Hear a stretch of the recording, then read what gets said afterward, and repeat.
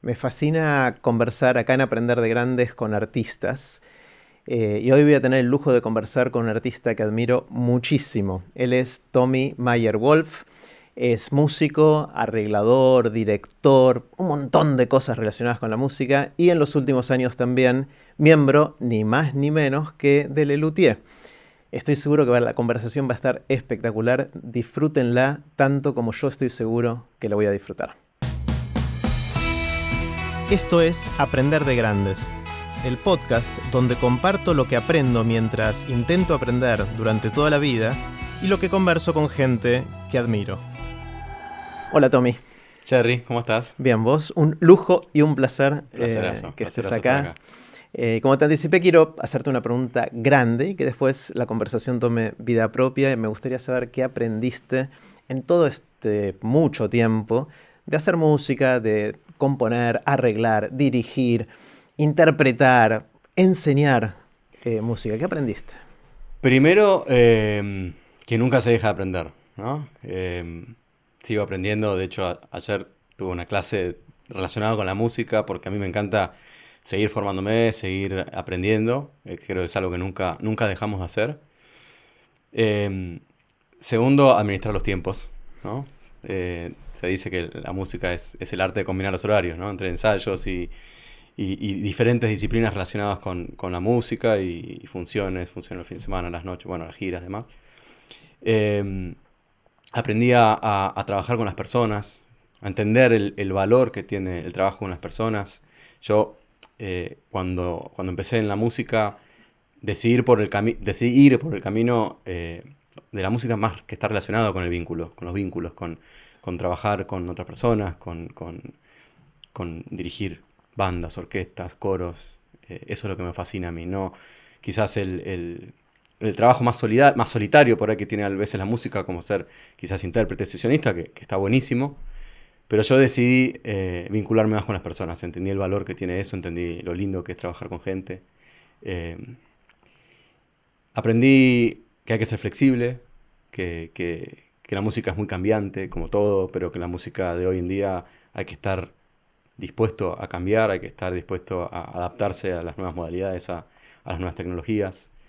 Y a las personas, ¿no? Porque las personas también van cambiando y los intereses van cambiando. Entonces uno también tiene que ir adaptándose y seguir siendo flexible a medida que la música y que el arte va cambiando. Y aprendí el poder maravilloso y transformador que tiene la música. La música transforma a las personas, a las personas que la escuchan, a las personas que la interpretan, a las personas que la viven. Digo, es un arte que, como otros artes también, ¿no? Pero el poder transformador de la música es realmente maravilloso.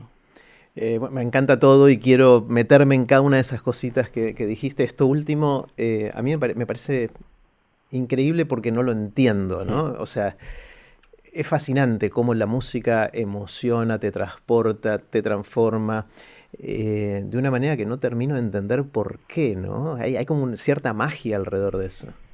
Sí, uno puede empezar a hablar de tecnicismos, ¿viste? De que tiene la música, de que hay ciertas melodías o ciertos acordes o ciertas cosas físicas que vibran y que unos le generan emociones. A mí me sigue asombrando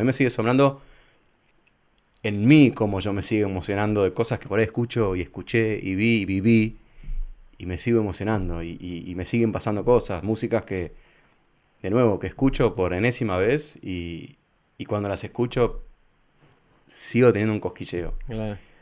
Yo creo que son cosas que, como te digo, podemos entrar en por qué, pero yo creo que va más allá de lo racional, de que sí, que hay cosas de la música que realmente emocionan y transforman. Claro, inclusive no solo no entiendo eso, que me encanta no entender algo, pues una pregunta Porque que tengo entendés todo vos. No entiendo nada de nada, pero en particular de las cosas que me interesan me encanta tener preguntas, como siempre dice Adrián Paenza, preguntas en tu cabeza que todavía no respondiste, ¿no?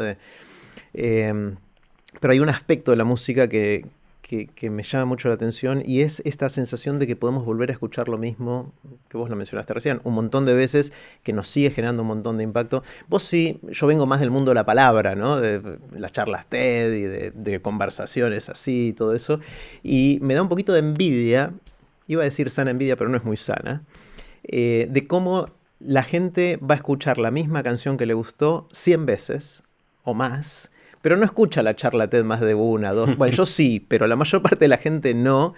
Eh, y a veces yo digo, mira, la charla TED también tiene su musicalidad en algún Claro. sentido y tiene mucha energía puesto ahí, mucha preparación, mucho contenido, pero hay algo de la música que no hay con qué darle, ¿no? Que es difícil de competir contra eso. Sí, también son contextos, ¿no? Es como que uno va creciendo, va cambiando, va estando en diferentes contextos, en diferentes situaciones, en diferentes estados emocionales.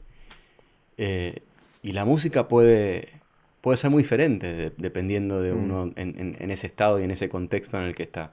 Por ahí una canción a tal edad te significa algo, o le prestas más atención a la letra, o le prestas más atención a la música en otro momento, ¿no? Me pasó a mí, digo, quizás más chico yo escuchaba una canción y me divertía, o me gustaba un acorde, me gustaba un ritmo, me gustaba rítmicamente algo que después por ahí de más grande la volví a escuchar y la volví a escuchar con otros oídos y con otra mirada de la canción y escuchando la letra y prestando atención a lo que el artista realmente quiso decir en esta parte o entendiendo por ahí emocionalmente dónde estaba el artista para componer esa canción. Entonces, creo que a medida que uno la va escuchando y va entendiendo quizás los diferentes procesos o viviendo diferentes procesos uno mismo, la vas escuchando diferente, de diferentes formas. sí, sí, sí, me encanta. Otra cosa que dijiste un poquito al pasar y que yo cuando la dijiste primero la malinterpreté, entendí pensé que ibas por otro camino, es cuando dijiste aprendí a manejar los tiempos. Porque pensé que ibas a hablar de los tiempos en la música, ¿viste? Porque la música es intercalar silencios con los tiempos de las notas y los sonidos y no sé qué, pero no, fuiste más por manejar los tiempos Los del horarios. despelote de la vida, ¿no? Sí, sí. Sí, porque uno, qué sé yo, por lo menos yo yo me interesé en muchos aspectos de la música y tuve la suerte, el privilegio de poder tocar, de poder dirigir, de poder arreglar y de poder hacer un montón de cosas dentro del mundo de la música. Y bueno, se te van acumulando, ¿no? Como recién hablábamos fuera de cámara, digo, uno tiene que administrar y tiene que de repente, y aparte me cuesta decir mucho que no, Claro. me cuesta decir muchísimo que no y entonces vas aceptando, aceptando, aceptando, aceptando y no solamente juegan tus horarios acá, entran en juego, digamos, tus horarios, sino el de muchas personas, porque como dije antes, muchos de mis trabajos involucran a otras personas, a otra Claro. gente. Entonces es, bueno, coordinar ensayos, coordinar reuniones, coordinar un día en que se pueda grabar una sesión de grabación, digo, son muchos aspectos, más Mm. toda la parte de familiar y todo lo que, Sí. lo que Me, ocurre me después, ¿no? encanta, Tommy, como definís lo que haces como la intersección entre la música y la gente, ¿no? Es como unir esas dos cosas, porque como vos decís, mucho del estereotipo que tenemos del músico es más del ser solitario, a lo sumo una banda, digamos, o algo así. Pero o inclusive del compositor o el arreglador, cada uno de esos por sí solo, por lo menos mi estereotipo es de alguien que no necesariamente tiene que interactuar con demasiadas personas. Pero vos no, vos dijiste voy a hacer la música que tiene que ver con los vínculos, ¿no? Eso. Sí, son elecciones. Yo elegí eso. Hace poco me preguntaron qué creía yo que hacía un artista exitoso, ¿no? Y un poco la respuesta en ese momento fue, yo divido como en tres partes lo que es, o el proceso del músico. Una es la que, con lo que nacemos, ese talento innato, después podemos debatir qué es y de dónde viene, pero digo, lo que uno trae de fábrica. Eh, Después hay una segunda columna o un segundo grupo que es las herramientas técnicas que uno va adquiriendo, ¿no? Que va adquiriendo relacionado con la música. Y después para mí hay un tercer grupo, una tercera columna que es todo lo humano, toda Mm, la parte de relacionarse con personas, de la resiliencia, de comunicar lo que uno hace, de saberse vender, y para mí ese tercer grupo, o en mi camino, en mi proceso, yo le di mucha importancia a eso. Digo, vos podés ser muy talentoso, puedes hacer algo, puedes ser un musicazo. Y yo creo que si hay parte de esa tercera columna que no la tenés, te va a ser más difícil. mm. Vas a tener más dificultades quizás a la hora por lo menos de nuevo, en mi camino del músico relacionado con las personas y con los vínculos. Claro.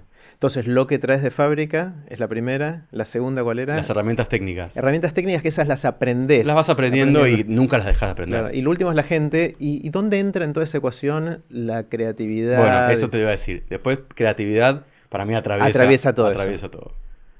Sí, sí, sí, porque el ser creativo es algo que es necesario y que atraviesa desde que uno arranca hasta... Y que también tenés que ser creativo para trabajar con personas, ¿no? Para la parte humana. Claro, claro. ¿Cuánto de tu trabajo tiene que ver con crear cosas nuevas musicalmente hablando, ¿no? De la parte de componer, arreglar, toda esa parte, versus trabajar con la gente para orquestar todo esa orquesta que tenés que hacer, en el sentido amplio de la palabra, versus interpretar voz, ¿no? ¿Cómo se divide tu tiempo entre las distintas tareas? Va cambiando Claro. los diferentes momentos. Hoy, bueno, tenemos el momento este también en el que estamos viviendo, en el que la parte de intérprete es la que menos tiempo me ocupa. Eh, pero yo después la parte de los vínculos y la parte de creatividad o de componer, arreglar, yo creo que es por ahí partes iguales. Ah, mira. Sí, sí. En otro momento quizás te hubiera dicho eh, más o sea, los últimos años más la parte de intérprete, porque bueno, cuando me toca estar de gira, estoy muy abocado a eso y quizás en mis ratos libres compongo, arreglo y menos quizás el momento de ensayo con la gente. Ujú. Pero el estar lidiando con la gente es constante. Pero sí, yo creo que mitad y mitad. Está bueno. Mitad y mitad. Cuando nos empezamos a conocer hace unos 10 años más o menos casi, o por ahí debe estar, no, más de 10 años, deben ser 11 años Sí. ya, si hago bien la cuenta, era el momento en que estabas muy metido en Vox Pop, en hacer un coro a capela que a mí me voló la cabeza y que me enamoré de todos ustedes en su momento. Después te alejaste un poquito de eso, pero me fascinó el hecho de hacer música sin instrumentos, esa idea de poder usar la voz como el único instrumento y hacer cosas mágicas. Contame qué aprendiste en ese camino. Después vamos a explorar otras áreas. Em, sí, digamos, yo era muy chico cuando arranqué con Vox Pop. Tenía 19 años, creo. O Wow. sea, salí del colegio y ahí me acuerdo que conocía a dos de los chicos, o tres de los chicos, ya uno era amigo. Y tuvimos esta idea loca de decir, yo ya venía escuchando, venía escuchando música a capela de Estados Unidos, un poco la cultura de la capela allá. Y me gustó mucho eso, ¿no? El generar y el interpretar y el poder hacer música sin nada. O sea, solamente con la garganta y no necesitar de nada más. Eh, y fue un aprendizaje, o sea, de venir de por ahí de nada más estar activo en el colegio con las bandas y los coros ahí, a de repente eh, tener un grupo que rápidamente pasó a ser un grupo profesional que empezamos a trabajar y a tener mucho éxito. Y fue un aprendizaje así, un balde de aprendizaje de todo, de lidiar con personas más grandes. Pues yo tenía 19 y el que me seguía, tenía un amigo de 19, pero el que nos seguía tenía 26, 27. Entonces de repente meterse en el mundo profesional con gente más grande, tener que dirigir a gente que ya estaba metida en la música o en el teatro, tener que aprender a lidiar con diferentes personalidades, a entender a esta concepción de que en realidad son 6 personas que estaban acostumbradas a trabajar como solistas, pero que ellos entiendan que en realidad ahora éramos Vox Pop, no eran sus 6 individualidades. Eh, y bueno, y después fuimos también entendiendo cuál era el producto que queríamos, en el que nos queríamos convertir, porque Vox Pop empezó siendo algo más musical y se fue transformando en un grupo de humor y Claro. música. Y fuimos entendiendo también que quizás la gente, ya el hecho de ser música a capela y que hagan los instrumentos con las voces, generaba gracia, generaba esta cosa de Sorpresa, fascinación, claro. sorpresa, que la gente escuchaba un solo de guitarra. Y entonces dijimos, es por ahí, es por ahí. Entonces entendimos que había que sumarle más humor. Y bueno, y Vox Pop se convirtió en eso, se convirtió en un grupo eh, sin instrumentos, pero un grupo de humor sin instrumentos. Hay una cosa en la música, como en prácticamente todas las artes, de la búsqueda de la voz del individuo o del grupo, ¿no? En todo eso, ¿cuál es tu voz? ¿Cuál es tu identidad? ¿Qué sos? ¿Qué representás? ¿No? Y fue lindo este camino porque, sobre todo en este caso, tenía que ver con las personas. O sea, ya está la semilla del humor, que vamos a volver a eso dentro de un rato, está la semilla de la gente y cómo ayudar a que esos individuos se transformen en un grupo, en una banda. Y aparte hacían y siguen haciendo música espectacular. Sí, eso es lo que más me enorgullece de que siga. Que ya creo que el año que viene son 20 años. Wow. Sí, saber que hay un grupo que uno sembró una semilla y que creció y que se convirtió en lo que soy y que fue también, siguió su búsqueda porque sigue, digamos, sigue encontrando su camino a Vox Pop y me llena de felicidad y orgullo que siga existiendo. Claro. Bueno, después otro gran área que tiene que ver con la composición, arreglo y dirección, tiene que ver con grandes espectáculos. Me acuerdo de ese show en el Colón o de cosas en la televisión, un montón de cosas en la televisión, música para la tele, comedias musicales. Entiendo que eras protagonista de comedias musicales muy al principio, ¿no? ¿Eso fue una de las semillas de todo esto? Seguro. Yo tuve la suerte de ir a un colegio en donde el teatro y la música tenían mucha importancia. Y eso despertó a una muy temprana edad mi fascinación en ese momento por estar arriba en el escenario. Sí, yo arranqué estando arriba del escenario como intérprete de obras de comedia musical. Y eso se transformó en mi admiración hacia la gente cercana que yo tenía en ese ámbito, que de repente veía que crecía y que se convertían en profesionales y que empezaban a hacer una carrera de eso. Y cuando uno, viste que cuando uno ve que hay gente cercana que lo está haciendo, decís, quizás puedo. ¿Por qué si ese o esa Claro. lo están haciendo, yo no puedo? Y después me metí más en el mundo de la música.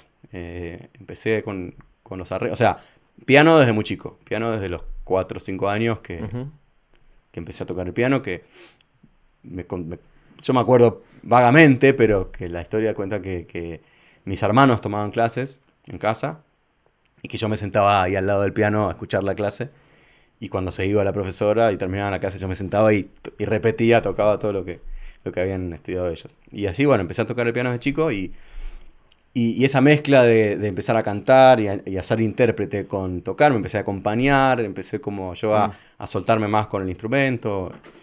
Y después en el colegio sí teníamos esta actividad que era como esta actividad de por casas, ¿viste? Por grupos, por colores, que tenías que hacer 4 canciones, una que tenían que hacer todos igual, un arreglo vocal, después una instrumental, después una más chiquita como un solista y otra un coro grande. Y era todo autogestionado por los alumnos. Y yo ya, primero, segundo, tercer año de colegio, ya me metí de lleno ahí. Me metí a aprender de los más grandes, a hacer arreglos, como con las herramientas que tenía en ese momento, ¿no? Más autodidacta. Pero ahí fue que empecé a ver un mundo de posibilidades en la música que me fascinaron. No sé. Y en todo el camino que siguió después en los grandes espectáculos, en teatros, en la tele, en distintos lugares, ¿qué aprendiste de ese trayecto? ¿Qué sacás mirando para atrás en todos estos años? Porque es un poco distinto, ¿no? Que hacer música con Vox Pop, por ejemplo, ¿no? O que participar como intérprete en una comedia musical. Sí, claro. Sí. A mí me encanta, digamos, relacionado con eso, me encanta estar arriba en un escenario. Sí. Sea como sea, sea dirigiendo, cantando, tocando, lo que sea. Sí, el estar arriba en un escenario e interpretar, cantar, tocar, poder hacer que la gente disfrute de lo que uno está haciendo, eso me fascina. Y bueno, eso nunca lo dejé. Es algo que haga lo que hago o de todo lo que estuve haciendo este año, como que siempre mi prioridad es no descuides el hecho de poder hacer música en vivo y estar arriba de un escenario.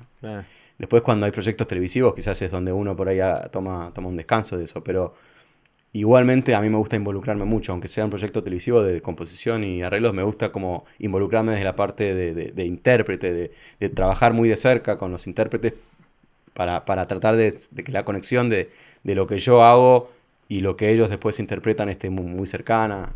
Pero bueno, sí, como decís, la verdad que tuve mucha suerte y privilegio, por ejemplo, del concierto ese que hicimos en el Colón con Jero Rauch hace unos años. Fue memorable. Fue tremendo. Fue tremendo. Yo de todas las cosas que hice, con Jero nos conocemos hace mucho. De hecho, Jero fue uno de los primeros Vox Pop. ¿Y es egresado del mismo colegio que ustedes? No, Él venía de otro lado. Venía de otro lado. Pero tenemos una relación de muchos años y bueno, después Jero se fue a Londres, a España y demás, pero seguimos muy vinculados y es un artista con el que tengo mucha conexión. Y eso, arriba del escenario, los dos nos decimos, lo notamos mucho.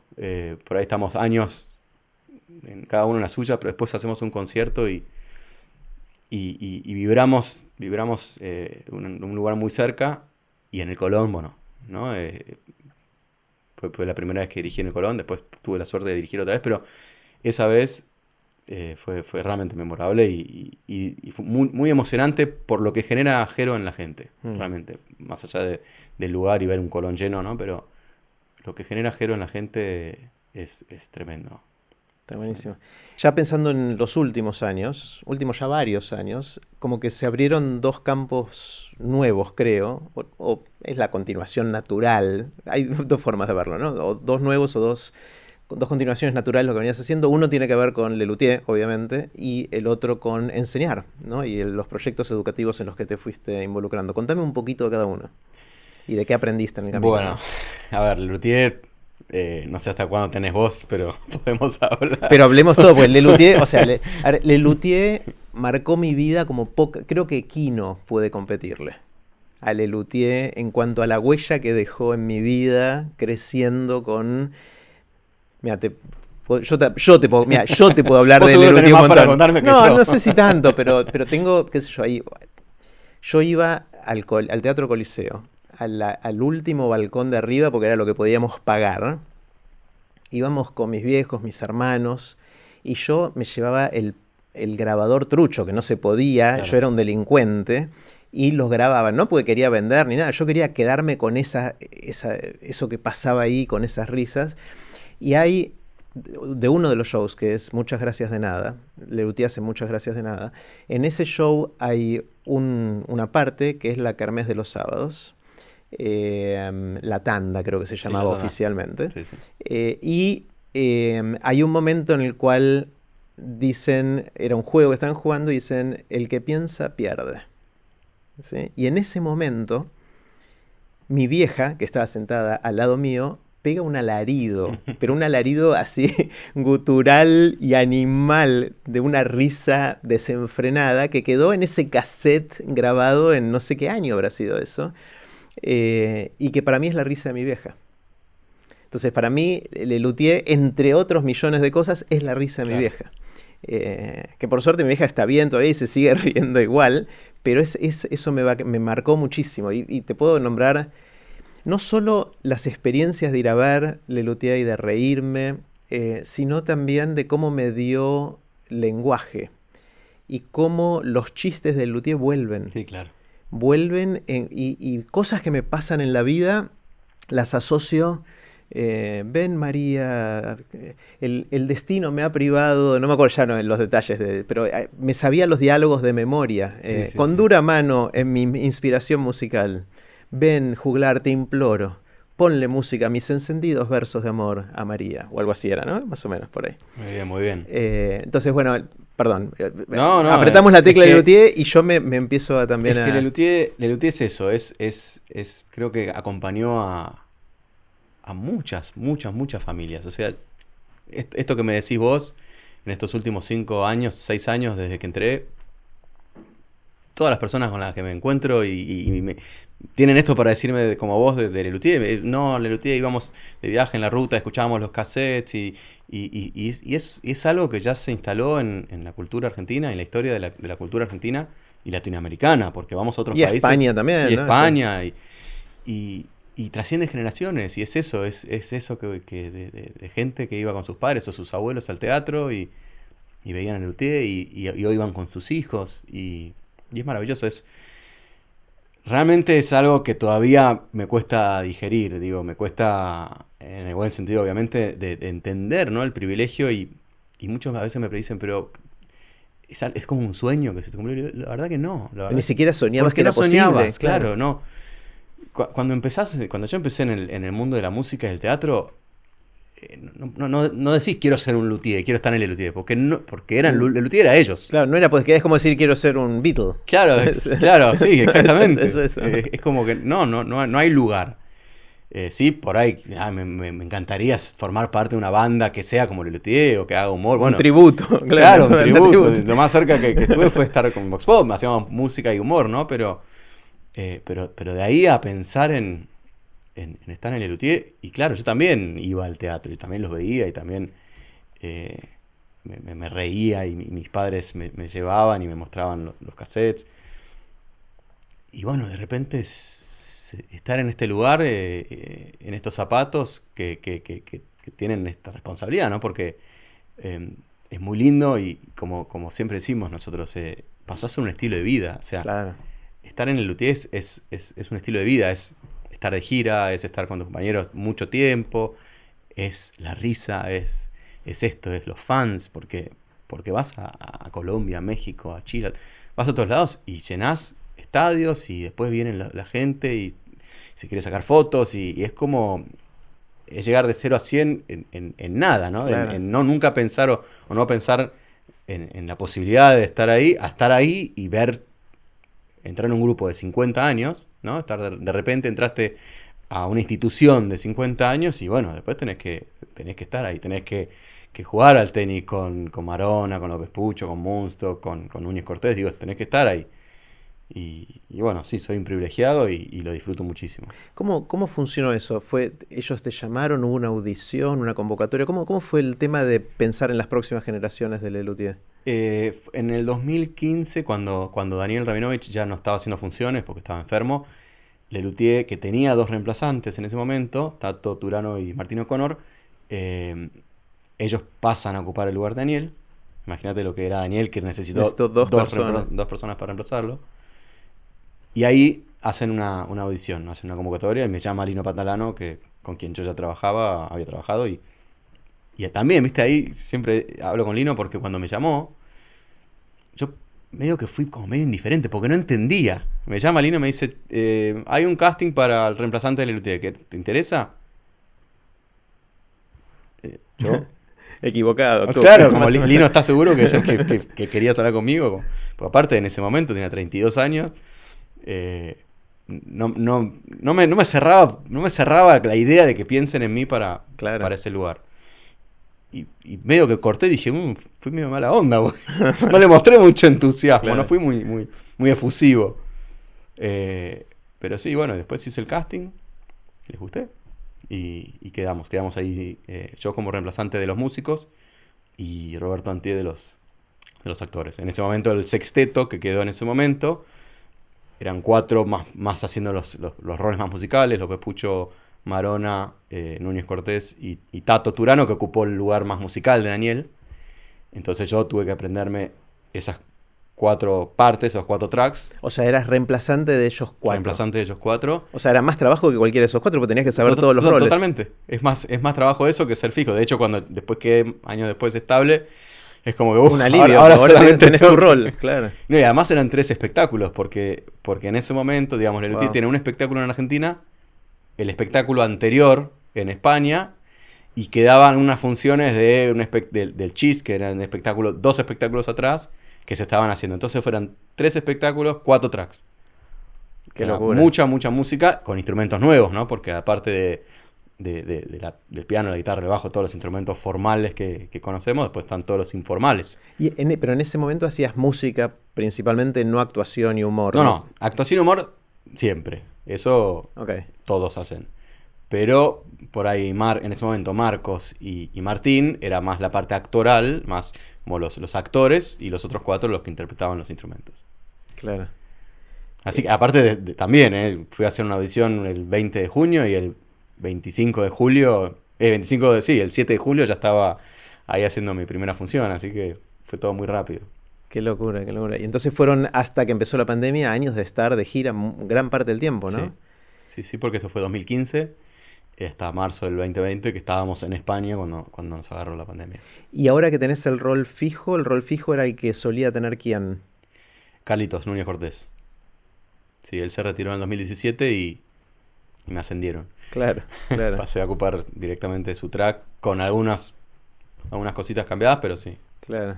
¿Te tocó alguna vez hacer, no sé si volvieron a hacer en alguno de los shows estos, la del himno? Sí, pero ese rol justo lo hacía Tato. Ah, mira. El, el- Porque el- Carlitos hacía ese rol. Carlitos hacía eso, pero Tato ya lo había hecho. Ah, entonces Entonces en- quedó como Ese es otro de mis favoritos en de Mangia todos los Caprini, tiempos. sí, Sí, sí. sí, sí, Es sí. fantástico. Los políticos, los políticos. Fantástico. Aparte es muy gracioso porque ese es un sketch que es un poco lo que genera Lelutier, ¿no? Es un sketch que se escribió hace 24, 25 años. Y sigue recontra Y sigue vigente. vigente. Sí. Y sigue vigente acá, y sigue vigente en España y en Colombia. Digo, es tremendo. Y eso es un poco lo que pasa con muchos de los sketches, de los números que hacemos, que siguen teniendo vigencia, que al no lidiar con con temas de la tapa del diario, temas... Es la condición humana, o sea, ¿no? Es más o sí, menos. son estereotipos Claro. de parodias, ¿no? De cosas más genéricas, pero que tienen aún hoy vigencia y vigencia realmente, ¿eh? Que Claro, podemos sí, hacer sí, sketches sí. de hace muchos años. No, y creo que fue visionario no ponerle nombre y apellido de nada concreto, ¿no? O sea, es un país bananero, pero no sabes cuál, No sabes cuál. ni sabes, o sea, no hay guiños demasiado obvios a personas o a lugares o a países o a situaciones muy concretas que sí haría que se vuelva un poquito más, que tenga más obsolescencia, ¿no? Que eso- Totalmente. Totalmente. Incluso cuando vamos a España, cambiamos 4 palabras. O sea, claro, es tan universal que no hace de la falta versión traducirlo. argentina a la versión española y por ahí en vez de plato volador digo platillo volante. Ah, A ver, che, ¿cuáles son las palabras que hay que decir en España? Bueno, 4 palabras que hay que cambiar. Después Mira. el resto... Impecable. ¿Cómo funciona el cambio generacional ahí? ¿Funciona? Esa es la pregunta. Obviamente la gran pregunta es si eran reemplazables o no eran reemplazables los originales. eh, y también si el público se iba a poder relacionar con vos en vez de con Carlitos, digamos, Sí. ¿no? O sea, ¿cómo funciona eso? Debe haber mil desafíos para que eso funcione. Mira, es el gran desafío que tenemos hoy, creo, y por suerte, de lo que estuvimos viendo, digamos, yo entré justo en un periodo de transición. Estos últimos 5 años pasó de todo en el tío. Claro. O sea, desde cambio de formación 2 veces, los 50 años de grupo, el Princesa Asturias, el premio que ganaron hace unos años, digo, me tocó vivir mucho y parte de lo que viví es esta transición natural por los fallecimientos de Daniel y Marcos y esto que vos decís, ¿no? El desafío de decir, primero, cómo hacer para seguir llegando al público joven, ¿no? Cómo llegarle a ese público que quizás no vio Lelutier o no sabe lo que Lelutier, que ahí corremos con cierta ventaja, porque es público que nos aferra de la nostalgia de lo que era Lelutier hace años. Digo, ellos por ahí ven Lelutier por primera vez y si lo interpretamos bien, creo que la gente se engancha. Y después, cómo hacer para que los nostálgicos y los que sí añoran o dicen, Lelutier ya no es lo que era antes porque no están Carlitos, Daniel Marcos. Y bueno, es lo que estamos trabajando. Tuvimos la suerte de este último año, 2 años, con esta formación renovada, ver que el público realmente sigue respondiendo. Que Marcos siempre decía, ¿no? Decía, es un poco como Shakespeare, como una obra de Shakespeare. Si vos tenés buenos actores, como el texto, como el material es tan bueno, después el resultado va a estar bueno. Y lo que pasa eso. El material es muy rico. O sea, nosotros venimos haciendo antologías. Estos últimos shows fueron antologías. Y el material está tan bien escrito. Tan bien escrito que... Sí, yo lo puedo interpretar mejor, peor, distinto que Carlitos. Pero la gente se ríe igual. El chiste está ahí. Claro, el chiste claro. funciona. Si tengo que ser bastante malo para que el chiste no funcione. Y bueno, y la gente se sigue riendo, seguimos llenando teatros, seguimos llenando estadios. Y Genial. es un producto que sigue siendo muy, muy sano, es un humor que la gente sigue queriendo, sigue apreciando, sigue queriendo venir a realmente a pasar 2 horas de un humor sano, de un humor inteligente. Me quedé pensando que en general en la vida yo no soy muy cholulo, en el sentido de, para los que escuchen de otras geografías, cholulo es como que me fascino con la farándula, los famosos y todo eso, no me pasa, excepto con Lelutier. O sea, con Lelutier tengo un poquito de eso. Entonces te voy a hacer una pregunta de Cholulo, ¿están escribiendo cosas nuevas? Estamos escribiendo, estamos, a ver, están, porque digo estamos porque como grupo estamos, la idea en mayo del año pasado íbamos a estrenar un espectáculo nuevo, Ah, mirá, no con sabía eso. obras nuevas, por la pandemia no se pudo hacer, que están... ¿Lo tenían ensayado ya o preparado casi? sí, sí, estábamos ensayando, estábamos probando obras, habíamos probado algunas obras, porque Lelutier prueba obras En los shows anteriores. claro, estamos rodando un espectáculo y se van de repente sorpresa probando obras a ver cómo funcionan, ¿no? Un poco para ver la reacción de la gente. Y habíamos probado algunas obras que funcionaron muy bien. Carlos y Jorge estuvieron escribiendo mucho estos últimos años y la idea era estrenar un espectáculo después de mucho tiempo, con obras Nuevas. nuevas. Con lo cual, para nosotros, para los nuevos, también es algo muy, muy lindo porque fue la primera vez que yo interpreté algo o iba a interpretar algo que estaba escrito para mí. Claro. Hasta ahora yo interpretaba algo que había sido escrito para Carlitos o para Jorge y que mi desafío ahí era no copiar, no imitar, porque la gente, Carlitos decía, era muy histriónico, es muy histriónico y él tiene una forma de interpretar un chiste, un gag que era muy de Carlitos, y Claro. que si yo trataba de copiarlo, Nunca ibas a ser como él. nunca iba a ser igual. Entonces siempre el desafío hasta el momento era, ok, tengo este material, ¿qué hago con este material? ¿Cómo le pongo mi impronta? ¿Cómo hago para que el chiste funcione conmigo? Claro. Que soy más joven, que tengo otro face to roll, otra manera de decir las cosas, otro timing. Pero ahora no, ahora era un material que fue escrito por ellos pensando en mí, pensando en mi registro vocal, pensando en mi parte actoral, pensando en mi physique to roll. Digo, entonces eso realmente es emocionante y está bueno, ¿no? Porque no tengo que copiar a nadie. ¿Y el tipo de humor cambia de lo que están escribiendo ahora versus las últimas o las de hace 50 años? ¿Hay una evolución del humor de Lelutier o no? Yo creo que ellos van también entendiendo qué cosas funcionan y qué cosas no. A nivel contenido es lo que decíamos antes, como el humor de ellos es muy atemporal, no es que algo por ahí que tenía vigencia hace 20 años hoy no, entonces tiene que cambiar, evolucionar y el contenido es diferente. Por ahí las temáticas son las mismas. Lo que creo que sí cambia es la manera en que tienen ellos de escribir, de entender qué chiste funciona, qué chiste no funciona, qué personaje puede ir mejor a nivel musical, qué se puede hacer, qué instrumentos funcionaron a lo largo de la historia, entonces qué instrumento informal por ahí incorporar en una obra nueva. Sí. Pero el contenido no... Sí, estoy tratando de pensar si hay algo que puede haber quedado más obsoleto o fuera de época, y me cuesta encontrar justamente por esa genialidad de la escritura, Sí. pero creo que puede haber algunas cosas. Algunos de los chistes eran en ese momento buenos, hoy quizás un poco ingenuos, puede ser que haya algo de eso. También puede haber algo de reírse de cuestiones sexuales Sí. de algún momento, que ahora no solo no van a causar gracia, sino que pueden causar molestia Sí. en algunos, me imagino algunos de eso, ¿no? Ese dubi dubi a lo loco, Sí. había uno, ¿no? Que Sí. decía eso. Que a mí me hacía reír mucho en su momento. Ahora sí no sé cómo reaccionaría si lo escuchara por primera vez ahora, que no puedo hacerlo. Sí, ¿no? Pero son ahí porque nos pasa. era la realidad del momento, digamos. Sí, no sé. sí, pero son pocos, realmente Son poquitos, hay que pensar son pocos, buscarlos. por lo menos de los que estamos haciendo, los que estuvimos haciendo últimamente, son pocos. Realmente, creo que desde que estoy yo, una persona se quejó, porque no sé si fue el Dubi Dubi, de hecho, en Chist, o el Sanitícola de los peces. Sí, que por ahí, hoy si escribís una obra de cero, por ahí no pondrías eso, no harías un chiste de eso, pero... es muy Son poco muy lo que... poquitos. Y quizás lo quitamos, quizás decimos sí, hoy no tiene mucho sentido, o es un chiste que quedó medio poquito antiguo, bueno, quitémoslo. No. Ah. Qué bueno, me alegro de primero del el gran honor que tenés y me encanta que lo estés haciendo. Se te nota que irradiás que como una felicidad con esto que está buenísimo. Sí, y una nostalgia, un deseo de que vuelva, Ya va a volar. de que vuelva cuanto antes. Ya va a Sí, volar, sí. ya va a volar. Genial. El otro área que incursionaste en los últimos años tiene que ver más con la educación, ¿no? Con el proyecto. Otro Mundo se llama el Otro Mundo, proyecto. sí. Contame un poquito cómo funciona el proyecto y en qué anda. El proyecto es un proyecto liderado por Cris Morena, que ella tuvo una visión hace ya varios años de este gran centro artístico de formación y aprendizaje, que ella viene soñando y que ella quiso un poco después de tantos años de éxitos televisivos y teatrales, volcarse a formar gente y realmente a la parte de aprendizaje y que devolverle quizás a toda una nueva generación de artistas lo que ella aprendió y bueno, y se armó un equipo. Yo pasé ahí, me llamó ella hace un par de años, 2017, para liderar la parte de música y para armar los programas de música dentro de Otro Mundo.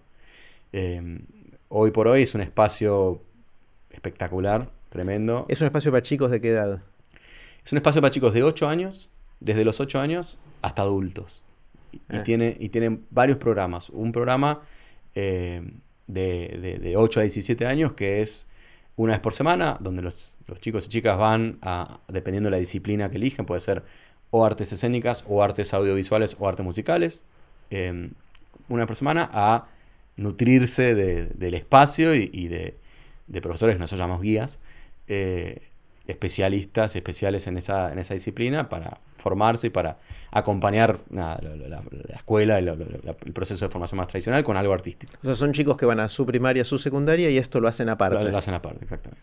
Y después, a partir de los 18 años, sí hay un programa intensivo de 3 años, ya como una especie de carrera para la gente que se quiera dedicar a por lo menos a formarse dentro también de las artes escénicas, que es canto, baile y actuación o música. Y yo estoy también armando todo lo que son los programas ahí de música. ¿Y en qué es distinto a lo que ya había? O sea, conociéndole a Cris, conociéndote a vos, obviamente no va a ser una copia de otras cosas, sino que va a incluir nuevas visiones, ¿no? Sí, principalmente la interdisciplina. Le estamos dando mucha bola a lo interdisciplinario y al hecho de que vos, aunque elijas por ahí una carrera o un camino musical, puedas tomar muchas clases de artes escénicas. O sea, hacer como medio un elige tu propia aventura. Entonces, creemos mucho en la formación de artista más como 360, más integral. Entonces, alguien que viene a estudiar música, sí, tiene materias troncales o el mayor porcentaje de lo que viene a ser relacionado con la música, pero, por ejemplo, el programa de música hoy tiene una clase de impro actoral, tiene clases de baile, o sea, muy, muy integral. Entonces, que se van formando y que es algo que yo también padecí, ¿no? Yo que me interesaba en otras disciplinas, no solamente la música, quizás no, o tenía que ir a varios lugares diferentes para poder aprender esto, aprender eso. Hoy, bueno, queremos o vimos que hacía falta un lugar donde nuclee todo, donde uno en el mismo lugar pueda aprender un poco de todo. Y bueno, el espacio también es tremendo. O sea, todo eso en un espacio que tiene estudios de grabación, que tiene sala de danza, que tiene un teatro.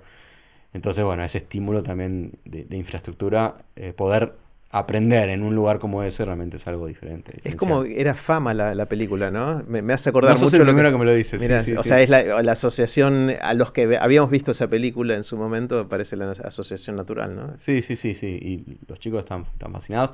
Más allá de que también Cris lo ve como un semillero, ¿no? Porque, digamos, los chicos que están hoy formándose también tienen la posibilidad después de rápidamente poder ser parte de los proyectos de Cris y entonces esa vidriera, ese lugar de semillero, obviamente lo estamos cuidando para que sea lo más que los nutra y que no sea algo que genere competencia o que rápidamente pretendan algo que no les queremos dar, pero sí tienen esa posibilidad, ¿no? de que sea un lugar de formación de artistas para después participar en proyectos de Cris.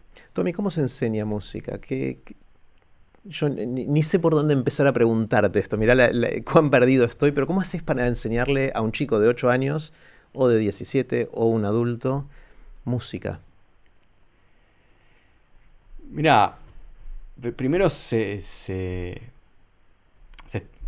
tenés que estimular, tenés que mostrarles, tenés que motivarlos mostrándoles lo que se puede hacer. Lo que se puede hacer y todas las ramas de la música que hay y diferentes estilos, diferentes géneros musicales. Digo que los chicos vean todo el abanico de posibilidades y toda la inmensidad dentro de la música. Y después estimular, generar lugares y contextos donde ellos se sientan cuidados, se sientan protegidos, donde no se expongan, especialmente para los más chicos, ¿no? Donde puedan ser libres, donde puedan tocar un instrumento sin que los estés coartando. Yo, no sé, la filosofía un poco de Otro Mundo es es esa, que sea un espacio más de juego, más lúdico, que se enseña a través del juego, eso es importante.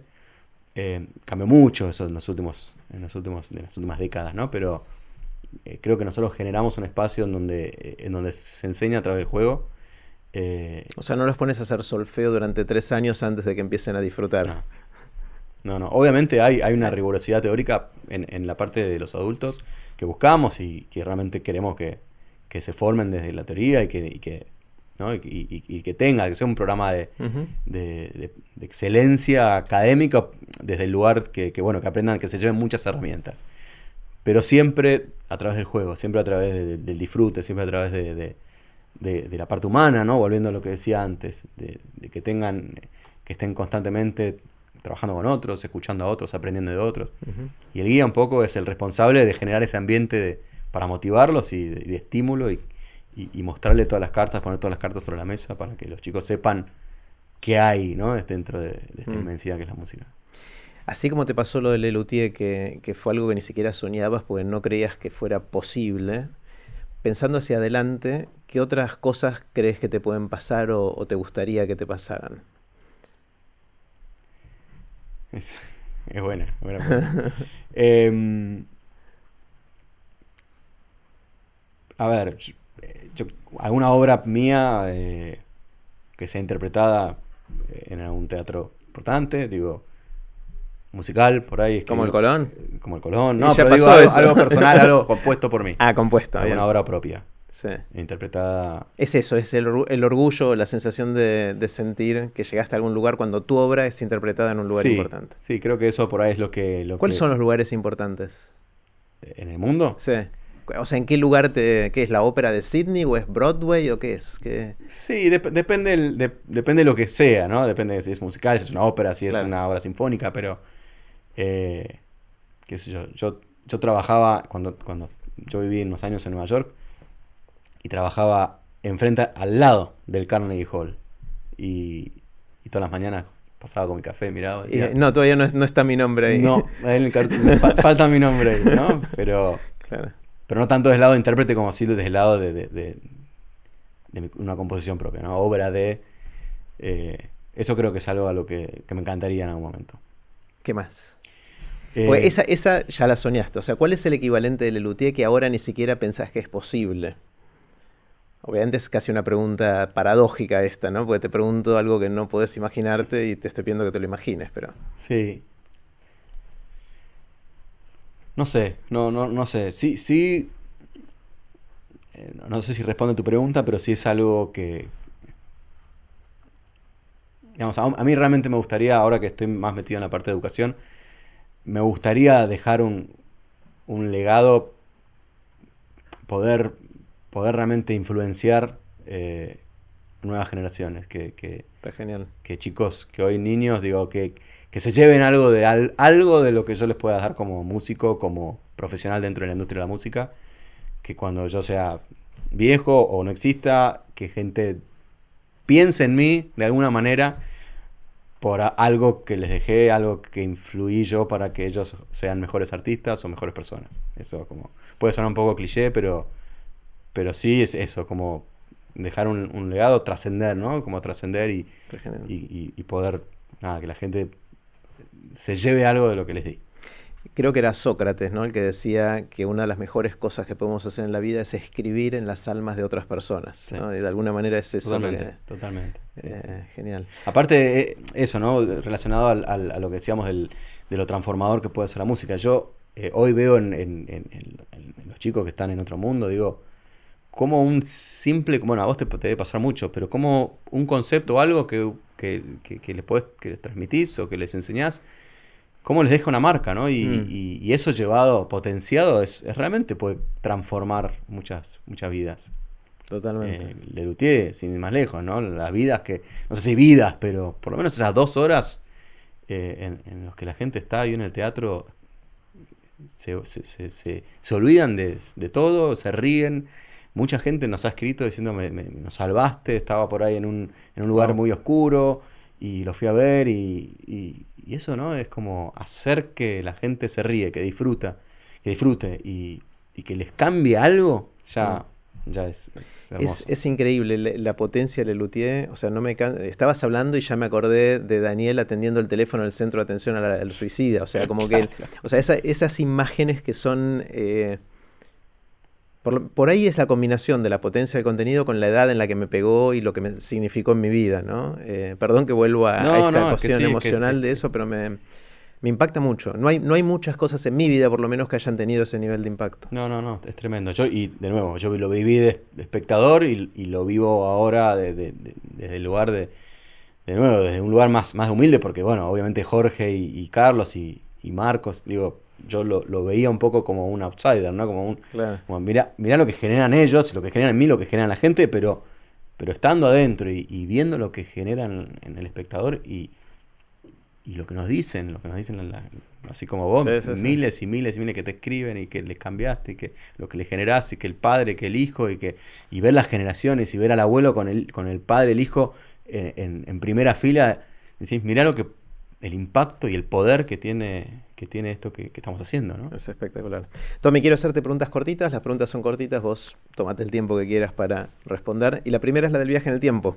Imagínate que un amigo, una amiga, te dice, che, inventé la máquina del tiempo, te voy a dejar usarla una vez. Medio tacaño tu amigo. Es brillante, pero tacaño. Puedes usarlo una vez para ir a donde y a cuando quieras. Y después estás un tiempito ahí y después volvés al aquí y a la hora. Puedes hacer un viaje. ¿Irías al futuro o al pasado? Es difícil. Se combinan que yo soy bastante romántico del pasado y nostálgico, y que soy bastante temoroso del futuro. Ajá. Como que da un poco de pánico Claro. con qué me encontraría. Igual me da mucha intriga qué va a ser de la música dentro de 50 100 años. O sea, viajaría al futuro Escuchar música para de esa época. escuchar y para ver si primero si van a haber humanos interpretando música o no en ese momento. Pero si te tengo que dar una respuesta, creo que volvería al pasado, a los años 30, a los 40. ¿Qué tienen esos años que te... La música, la big band, el swing, ese momento. Me hubiera gustado vivir en ese momento la música. ¿Como consumidor de esa música o o como músico? Como las dos cosas. Como las dos cosas. Mira, Sí, sí, es un estilo, un género de música y un momento dentro de la música que a mí me genera mucha emoción por lo musical y que me divierte y que me hubiera gustado vivir esa época. está genial. ¿Qué sentís, Tommy, que te hubiese gustado saber cuando estabas empezando en todo este camino, digamos, a los 20 años, para poner una fecha más o menos, que no sabías, pero que ahora sí sabes? Es decir, si tuvieras la oportunidad de hablar con el Tommy de 20 años, ¿qué le dirías? Creo que le diría que se equivoque más, que se arriesgue más y que se equivoque más. Me parece que a mí en esa época, especialmente cuando arranqué, me faltó tomar un poco más de riesgos. Aún hoy me considero Sos bastante conservador en ese que soy sentido. bastante conservador, y que me da mucho miedo a equivocarme, a cometer errores y a Y equivocarme. entonces por ahí no innovás lo suficiente o no probás suficientes cosas. Seguro que me juega en contra, seguro que me juega en contra a la Mira. hora de crear, seguro que me juega en contra a la hora de tomar decisiones. Y que creo que si hubiera tomado más riesgos de más joven, de más chico, Habrías encontrado más cosas, ¿no? sí, sí, o sea, de nuevo, no hay mucho de lo que me arrepiento, digo, estoy contento con el camino que hice y tomé riesgos, pero creo que me faltó eso, me faltó más de no temer al error, de no temer a equivocarme. ¿Y cuál es el miedo concreto? ¿Que pase qué? Yo creo que es más la lupa del que dirán, es más Claro. lo que La crítica. la crítica, sí, sí, es más. Soy muy autoexigente también, entonces, si no hago algo perfecto o los estándares que tengo yo, ¿viste? Tengo como un poco de miedo al rechazo, miedo a la crítica. Entonces, eso muchas veces te coarta y te priva de hacer cosas. Incluso, a ver, me pasa incluso hoy estando yo solo, estando, digo, mi propia lupa, por ahí escribiendo música, componiendo y y si no es algo que está perfecto, lo borro, hasta no. Y creo que es como una. Yo lo veo como una válvula, como algo como que liberar algo que siento que podría estar más, que fluya más. Claro. Pero creo que hay dos cosas, ¿no? Si te entiendo bien. Una es la tendencia al perfeccionismo. Sí. Y el otro, que eso depende de uno, ¿no? O sea, de cuánto tiempo y cuánto esfuerzo lo vas a poner hasta que te sentís cómodo, que eso es lo mejor que pudiste hacer con lo que estabas haciendo. Y la otra es que no sabes cómo va a ser recibido del otro lado, o sea, cómo le va a ir a eso, ¿no? Son dos aspectos distintos. Y me parece que podés tomar riesgos en los segundos sin sacrificar lo primero. O sea, podés decir, voy a probar algo que no sé si va a funcionar, pero lo voy a hacer lo mejor posible. Sí, también, sí, totalmente. Creo que es como un hábito, ¿no? Vos que tanto sabes de hábito, digo. Pero es como algo que tiene que suceder para entrar en un lugar de comodidad, de sentirme cómodo con tanto, digamos, en las dos partes, en la parte del perfeccionismo como la parte del miedo al rechazo. Sí. O lo que fuera. Pero es interesante que se lo dirías a tu yo de 20 años, pero también te lo estás diciendo ahora vos. Totalmente. Lo que pasa que, bueno, si uno arranca a los 20 años con esa gimnasia y claro, ya está, es otra cosa. Está buenísimo. ¿En qué sentís, Tommy, que opinas? Y aprendí a tocar el cello. Es algo que me hubiera gustado. Es interesante cuando dijiste, hiciste el gesto del cello. ¿En serio? Antes. Sí, hiciste así, mirá. Bueno. Es un instrumento que no tocas y te gustaría tocar. Es un instrumento que no toco, que me hubiera encantado tocar y que llevaría mucho tiempo. O sea, podría ponerme a tocarlo ahora, pero me llevaría mucho tiempo. Llegar a un nivel que te guste. Claro, a un nivel donde lo disfrute. Sí, eso. Mira, está buenísimo.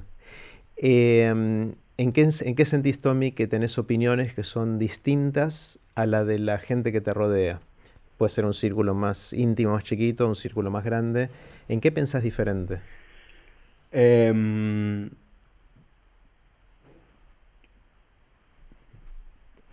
A ver, creo te digo primero dentro de un círculo más chico de músicos. Sí. Me gusta mucha música que a pocos músicos les gusta. Mira. ¿Cómo qué? Como canciones románticas de los 90. Mira. De repente por ahí escucho cosas que mi círculo de músicos de alrededor no escucha. Decime una canción. No sé. Cae. Digo... Y de nuevo, por ahí no es porque bueno, justo Cae, tengo una buena relación con Cae, pero, y lo dije pero por ahí me pongo a escuchar cumbia, por ahí me pongo a escuchar cuarteto, por ahí me pongo a cosas que si se los pongo a músicos, colegas o gente cercana, van a poner caras. No escucharían. Claro. Y yo tengo, o teatro musical, consumo mucho teatro musical, obviamente. Me dedico a ser director musical dentro del teatro musical, pero hay lugares o ámbitos musicales en los que por ahí no se consume. Entonces, quizás estoy acostumbrado a ir a contextos o lugares donde yo escucho cierta música donde mis colegas o la gente cercana a mí no escucha. Está bueno. Y en el círculo más amplio, no sé si ibas a decir algo también. Y en el círculo más amplio, no... Por ahí soy poco creyente. ¿Creyente religiosamente o creyente...? De todo, soy bastante escéptico. Ah, mira. Y salvo algunas cosas y ahí por ahí difiero o la gente... Tiene más creencias. Sí, tanto religiosas como espirituales. Uh-huh. Soy una persona que tiende a ser poco más escéptico. ¿Y en qué cambiaste de opinión? ¿Qué venías pensando para un lado y en algún momento recientemente o hace poco tiempo dijiste, no, en realidad la cosa va para otro lado? La pasta frola es más rica de membrillo que batata. Primero pensabas que era más rica, ¿cuál? Siempre fui muy fan del batata. No, siempre. O sea, pero estabas equivocado, evidentemente. Sí, pero me di cuenta hace poco. O sea, pastelitos de batata, dulce de batata con queso, siempre batata y pasta frola me gustaba de batata. Y pasaste al membrillo. Hace poquito pasé el membrillo, sí. Muy bien. Sí, me vendí al equipo de membrillo. Muy bien. O sea, te vendiste a la verdad, Claro, ¿no? No, la probé y dije, no puede ser. No puede. Aparte, hace poquito comí una que estaba especialmente buena. Buenísimo. No, y hablando en serio, quizás sí, sí cambió un poco mi manera de ver, a ver, quizás crecí en una concepción un poco más rígida de lo que era el respeto hacia el adulto, la jerarquía, como que los niños o los adolescentes tienen que, más allá de un respeto padre-hijo, digo, pero estoy viendo que es una cosa más horizontal con los jóvenes, digo, como que antes el joven tiene que respetar al adulto y si trabajaba con una persona más chica es como tiene que haber un respeto natural por el adulto, por la persona mayor y un poco estoy desmenuzando eso. Y ahora que también muy relacionado con jóvenes, digo, estoy viendo todo una manera mucho más horizontal, más de convivencia con transgeneracional que por ahí antes me costaba un poco más. Mirá, está bueno. ¿Qué es lo que te asombra, que te sorprende? ¿Qué son esas cosas que ves y decís, wow, no lo puedo creer? Eh, el cuerpo humano. ¿Por qué? ¿Qué aspecto? Por las maravillas. Que funcione. Primero que funcione, primero que estemos vivos. Claro, sí, sí. Es más filosófico, pero cómo nos gestamos, cómo aparecemos, cómo nos transformamos en lo que somos, en sentir, en pensar, en soñar, en emocionarnos. Y cómo funciona el cuerpo humano. Digo, cómo te pueden cambiar un huesito y cómo escuchás y cómo ves. Digo, me sigo maravillando por la capacidad del humano y de adaptación del cuerpo y la evolución del cuerpo humano. Está buenísimo. ¿Tenés alguna habilidad inútil? Me acuerdo de todos los teléfonos de línea de mis familiares y amigos. Que ya no existen Que no más existen los más. números esos. ¿Te los acordás? Todos. De cuando eras chiquito. De cuando tenía 6 años, 7 años. Wow. ¿Y ya eran 8 dígitos o eran 7 todavía? Viví En la la transición mirá. del 7 o el 8 al 4. Al 4, adelante. Sí. Mirá. Pero ¿Y claro, lo porque seguís me acuerdo, aparte es musical, porque viste que. O sea, Claro, tiene una y cadencia. ahí también hay grieta, ¿viste? Los que dicen de a 2 o de a 3. ¿Vos cómo decís los teléfonos hoy? Yo, por ejemplo, te digo, el que era de cuando yo era chiquito, no debe existir Sí. más ese número. Cuando yo nací, era de 6 dígitos. Claro. Era 850855. Claro. Después le pusieron el 825, pasó a ser 825 Claro, 0855. totalmente. Y después pasó a ser 4825 0855. Claro, con porque esa cadencia lo Con digo. esa cadencia, taca, taca, taca, taca, taca, taca, taca. Hay gente que no lo dice de a 2, 28, 48, Eso, 52. sí. Marce, mi esposa, dice así a su celular de ahora. Claro, y no. me pone nervioso. No es un 15, número. 5, taca, taca, taca, taca, taca, taca, taca. Claro, eso. Bueno, ahí hay Bueno, una yo me grieta. acuerdo de la grieta, pero me acuerdo cuando eran 3, 4. Taca, taca, taca, taca, taca, taca, taca. Claro. Buenísimo, está buenísimo. Y te acordás de los números, cosa que es totalmente inútil. Y me acuerdo por ahí de compañeros y compañeras que de la primaria que después se fueron, nunca más los llamé. Pero me los acuerdo. Lo tenés en algún lugar que no puedes... Sí. Pensáis que son megabytes que tenés usados para cosas que no sirven para nada, pero no tenés cómo borrarlas. Pero viste que está la teoría de que entra uno, sale uno. Y yo quiero que salgan esos para que entren otras para cosas. que entren otras cosas. Claro, sí. Está buenísimo. ¿Cómo haces, Tommy, cuando querés o tenés que aprender algo nuevo? ¿El cello o lo que fuera? ¿Por dónde empezás? ¿Cómo empezás a recorrer el camino de aprender algo nuevo que quieras o tengas que aprender? Escribo. Yo soy de escribir mucho para que me quede. Escribo. Lo que es más físico, la repetición. Digamos, yo dentro de los hábitos de aprender a tocar un instrumento, como fue el piano en su momento, hasta obviamente la constancia y la repetición. Y entendí de grande, porque siempre fui muy ansioso y tenía, viste, maestras de piano que lento y escalas y yo siempre fui muy ansioso y quería tocar. Pero entendí el valor que tiene la repetición y hacerlo lento y volver a hacerlo. Y eso lo aplico también hoy a otros aspectos. Digo, la repetición y el no apresurarme, el no ser ansioso, como darle tiempo que decante. Está buenísimo. ¿Y fuentes de información? ¿Salís a googlear cosas? O todo. Googleo todo. Mm. YouTube, googleo cómo cambiar una mochila de un inodoro, YouTube, todo. Me doy maña con los tutoriales, sí, eso sí. Pero bueno, de hecho los tutoriales entiendo que son también una revolución en la iniciación musical de mucha gente. Sí, Hay muchísima gente que está aprendiendo a tocar un instrumento o a cantar o a componer viendo videos en YouTube. es tremendo. Y es parte del aprendizaje de hoy en día. Digo, cuando vos antes por ahí te dabas 3 horas para aprender un concepto teórico que hoy está en un tutorial de 10 minutos. Entonces también parte de cómo enseñar hoy es buscar las herramientas para que realmente los encuentros presenciales y físicos los encaramos de otra manera, digo, sean más para aprovechar el tiempo ahí y no estar diciéndoles, bueno, acá Que eso modo lo podrían griego haber es... visto que en otro lado. Claro, mirate este video, ¿no? Sí, el riesgo es que no lo hagan. El riesgo que no lo hagan, por eso el estímulo y ver de qué manera dentro de eso se complementa eso con la otra parte, ese es el Claro. desafío.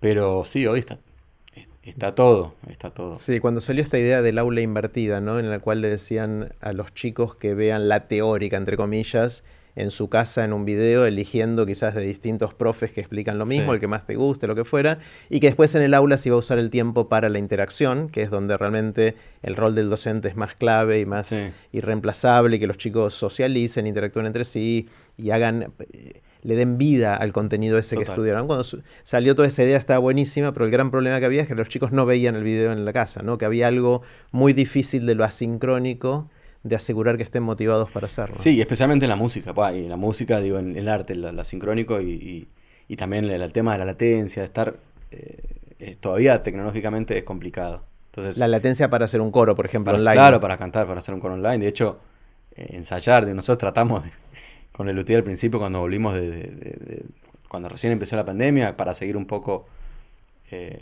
tratamos de hacer un par de intentos de encuentros. ensayo por Zoom. Imposible. Y no se puede. Nada, imposible. Y que ahí pararon entonces durante un tiempo. Sí, ahí por ahí era más uno era de a dos y mutearse, bueno, y después no, desistimos. Pero sí, hoy por hoy creo que el encuentro presencial todavía a nivel música no se compara con el Con encuentro la virtual. virtualidad. Sí, hay un montón hay un montón de parte teórica que funciona súper bien, pero la parte de interpretación y interpretar con el otro todavía Claro. no se logra. Claro. Tommy, ¿cuáles son las lecturas u otros contenidos culturales que te hayan transformado durante la vida? ¿Cuáles son esas 1, 2, 3 cosas que hicieron que hoy seas quien sos? ¿Las podés identificar? Eh, sí, o sea, no sé si es material que me transformó o que haya sido o me haya transformado en quien soy hoy. Libros, recuerdo mucho de libros por ahí más de mi infancia, Ajá. que me marcaron, que quedaron ahí como generando ruido. Mi planta naranja lima, de Mira. Vasconcelos, Ajá. Siddhartha. Sí, ese es uno de los míos. ¿En serio? Sí. Creo que es el Siddhartha. libro que más veces leí en mi vida, mínimo 4 o 5 veces. Porque aparte Siddhartha lo que tiene es que después mucho otro material se basó en eso. Hay por ejemplo, uno de mis musicales favoritos, que es Pippin, es medio un poco basado en eso. Mirá, no sabía. Yo me quedé en Siddhartha, o sea, Sí, sí, no, sí. no vi las secuelas después de... Después, bueno, después obras musicales y partituras. El libro de Amor sin barreras, West Side Story de Bernstein, es uno que tengo ahí en mi escritorio porque para mí es magistral. Es una obra maestra. Sí, sí. Musicalmente me influyó mucho en mi manera después de encarar la música. El clave bien temporada de Bach, los preludios y fugas, obviamente también parte importante de mi formación. Bueno, y después material discográfico, ¿no? Material de música que escuché toda mi vida. Sí, sí, sí. Si te despertara alguien a las 3 de la mañana, sin mucho tacto, y te sacudiera así y te dijera, Tommy, ¿de qué trabajas? ¿Qué le dirías? Es difícil y fue tuve un complejo con esto. ¿Un complejo? Porque yo cuando empecé a dedicarme a la música y que tenías que llenar en los aeropuertos, donde sea, profesión. Y músico no sé, No te veías, no abarcaba por ahí todo lo que yo me veía haciendo, ¿no? Porque, y tampoco voy a poner músico y actor. Artista es como muy artista, soy un artista. Sí. Hoy me gusta decir que soy músico, hoy soy músico. Pero no fue fácil amigarme con decir soy músico. Está buenísimo, está buenísimo. ¿Cuál es tu anécdota? ¿Tenés alguna anécdota que es una que se repite, la volvés a contar, te funciona, te gusta contarla? Tengo muchas anécdotas en el escenario. Ajá. De cosas que te pasaron. De cosas que me pasaron. Yo soy de risa muy fácil. O sea, me tiento y no No freno. O sea, y me tiento cuando... Obviamente no me tiento de los chistes nuestros, pero me tiento si hay algo que pasó y... Algo inesperado. Algo inesperado. Y me cuesta volver. Y aparte tengo una risa muy contagiosa. Entonces, efecto dominó y se empiezan a contagiar. No. Hace poco en una función de Lelutier hay un número, tengo miles, pero me recuerdo esto hace poco, hay un número que entramos Jorge Marona, Pucho, Carlos Pucho, López Pucho y yo. Es el London Inspection, es un grupo inglés que entra en varios momentos en el espectáculo de José M. Regueres y hace 30 segundos intervenciones que atraviesan todo el espectáculo. Y hay una que es un merengue, que es un tema sobre Ivonne, la pérfida Ivonne, que dice You are beautiful Ivonne. Y bueno, entro yo con las maracas y entra Jorge con la guitarra. Y nosotros en patas, en bambalinas, acosar el escenario cuando no estás hablando de cualquier cosa. No recuerdo de qué estábamos hablando, pero estábamos hablando seguramente de la fabada que íbamos a comer en Asturias esa noche. Y siempre, bueno, entramos, hay un pie de un texto, bueno, che, vamos. Y estábamos compenetrados en la conversación. Y nosotros, cuando arrancamos, se prende la luz, estamos los tres ya puestos y empezamos con empezamos a hablar. Estábamos hablando y de repente se prende la luz. Se sonó la música y los caso a los dos y empezamos en trencito a bailar el merengue. You are beautiful, Ivonne. Y claro, y risa y tentación, y los otros dos que estaban en la radio tertulia, tentados. Es buenísimo. Y así mil. Y después sí hay una anécdota.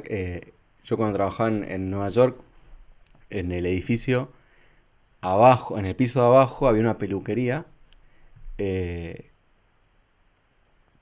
sabíamos que a veces Paul McCartney venía a cortarse el pelo. Estaba enfrente de Carnegie Hall. Cuando Paul venía a Nueva York, pasaba por su peluquería. Yo nunca lo vi. Nunca lo había visto hasta ahora. Y yo nunca fui fan de los Beatles. O sea, me encantan. O sea, escucho y entiendo y aprecio todo lo que los Beatles hicieron por la historia de la música, pero no soy fan de que escucho todas las canciones en los discos. Y el ascensor de esa oficina era el único ascensor que estuve en mi vida que no se cortaba la señal. Que vos podías entrar al ascensor y podías seguir hablando.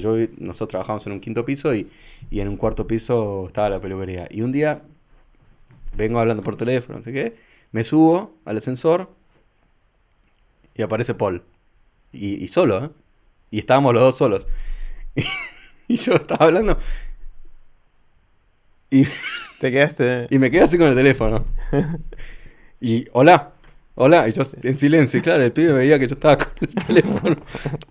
Y no le dije nada. No. 4 pisos. Bye. Y se fue. Y yo me quedé y vos con el estabas teléfono, duro todavía. con el teléfono así. Y ese fue mi encuentro con Paul McCartney. Parecen creo que es Jimmy Fallon que hace con Paul McCartney esto de aparecer de golpe en ascensores y desaparecer, parece una joda para la tele eso. Sí, no, tremendo. No reaccioné, me quedé como... Y con el teléfono, claro. Sí, no es que bajé el teléfono, no. Está genial. No sé por qué hacemos no sé por qué hago esto. Ya no se hace esto, ya no se hace, pero sí que quedó como gesto, ¿no? O te llamo. También te llamo. Sí. Mis hijos me ven y me dicen, ¿qué estás haciendo? Claro. ¿No? Está buenísimo. Tommy, ¿cómo podés identificar dónde nació tu pasión por lo que haces? ¿De dónde viene esta pasión que tenés por la música y por todo lo que haces relativo a la música? ¿Podés como ir para atrás? Sí, lo que dije antes, en el colegio. El colegio fue. Eso fue mi cuna de artística y tuve 2 o 3 mentores, 2 o 3 personas que los vi como ejemplos, que siempre los... Sí. Y fue muy temprano, ¿eh? Muy Porque temprano. dijiste primer, segundo grado, ¿no? Sí, o sea, en segundo o tercer grado yo ya empecé a participar Claro. en en las obras de teatro y en los musicales, y en quinto grado ya participé como protagonista en el primer show que se hizo, y en séptimo también, Ah, y ahí tuve estos referentes de profesores y mentores que tuve, que la verdad que les agradezco enormemente, porque aparte no solamente me dieron el espacio, sino que me mostraron realmente cómo, mm, cómo yo quería trabajar en claro. eso, cómo se trabaja en equipo, los valores que hay en este mundo, que se pueden aplicar, Mm, y siempre los tomé ellos como referentes. Y después, como te digo, tuve la posibilidad de participar muy activamente. Yo vivía en el colegio, o claro. sea, vivía ahí fines de semana ensayando, Mm, practicando, y había mucha oferta de cosas para hacer, y entonces yo terminé el colegio con una base muy fuerte, claro. musical y teatral. Que se parece mucho a la edad de los chicos más chicos de Otro Mundo y de lo que están construyendo ahí, ¿no? Total. De generar eso para esos chicos. Una de las cosas que me fascina esto de cuando le pregunto a la gente de dónde nació su pasión, es que en general los artistas, los músicos en particular, pero puede ser otros tipos de artistas, suelen encontrar su pasión cuando la encuentran más temprano que muchas otras ocupaciones. No sé bien por qué. Hay algo de la beta artística que surge antes en nuestra vida cuando surge, ¿no? No siempre surge. Sí. Sí, el Eh, tema es qué hacer con eso, ¿no? claro, Cómo que canalizarlo. te tienen que ayudar a encauzarlo, ¿no? De alguna Exactamente, manera. exactamente. Eh, Porque muchos como yo, que fueron al mismo colegio y que tuvieron esas mismas posibilidades después, y que por ahí tenían la chispa, el fuego ahí, después lo apagaron bueno, por ahí encontraron otra cosa que o les gustó encontraron otra más. cosa. Sí, sí, totalmente, pero el tema es saber, creo, qué hacer con eso, y como decís vos, cómo encauzarlo, y cómo canalizar esa pasión que se te despierta a esa edad. Y bueno, en mi caso, y no fue fácil, porque yo no me dediqué a la música de cero, ¿eh? Yo terminé el colegio y ahí hice un intento con otra materia, con otra carrera. Estudié administración de empresas 6 meses. ¿Y tu trabajo en Nueva York era de eso o Mi no? trabajo en Nueva York vino después. No, mi ¿O era trabajo ya en Nueva York musical? era de música, pero bueno, viste, también es difícil, a los 17 años, y en una sociedad en la que 20 años atrás me tocó a mí, digo, es difícil tomar la decisión de decir, bueno, quiero ser músico, quiero Mm, dedicarme a la música. claro. Sí, sí, sí, Eh, sí. o no sé si es difícil tomar la decisión, pero sí, a mí me costó, y más en el momento en el que estaba de mi vida. Y bueno, es esa llama, esa pasión, digo, lo que se me había generado no pudo ser opacado por 6 meses de administración de empresas, y me di cuenta Que no era que eso. no, que no Está iba por buenísimo. ahí. Tommy, me encantó. Me muero de ganas de ir a verte en vivo en el lugar que sea. Así que apenas vuelva algún tipo de presencialidad, ahí estaré, porque me fascina verte vibrando sobre el escenario y ya pasó demasiado tiempo, ¿no? Mucho, mucho, la verdad que sí. Eh, Estamos como dice Roberto Antier, nos estamos actuando encima. Eh, estamos realmente muy, muy ansiosos y con muchas ganas, porque bueno, porque encima tenemos material nuevo, tenemos, o sea, todo como mm. para realmente volver con algo lindo y con algo nuevo, y bueno, ojalá que sea pronto. Bueno, ahí estaremos. Gracias, Tommy. No, gracias a vos, Gracias. Jerry, un placerazo.